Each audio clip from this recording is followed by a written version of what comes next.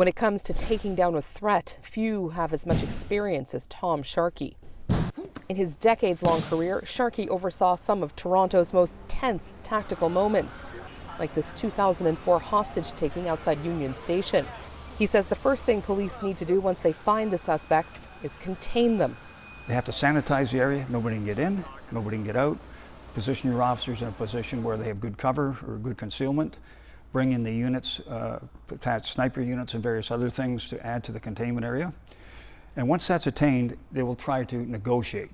He says RCMP likely already have psychological profiles of the men because how that conversation begins is critical.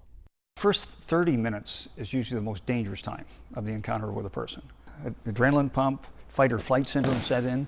But getting a read on fugitives, especially those suspected of multiple homicides, is tough. They feel a sense of thrill because they're on the run, they're evading law, but that feeling quickly dissipates and changes once they realize that they are the prime suspects in a national manhunt. Ju-Young Lee is a sociologist at the University of Toronto. He says the suspects are likely running on adrenaline.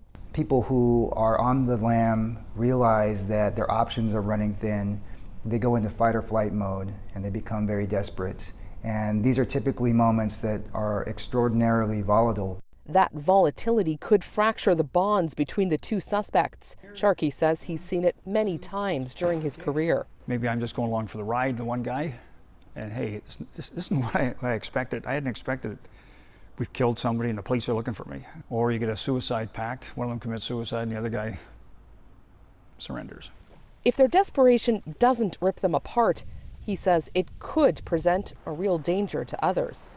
What's to stop them from taking a hostage? What's to stop them from killing someone, taking their vehicle and going off? What's to stop them from jumping on a train? Precisely the fear now spreading from northern Manitoba and commanding vigilance across the country. Katie Nicholson, CBC News, Lindsay, Ontario.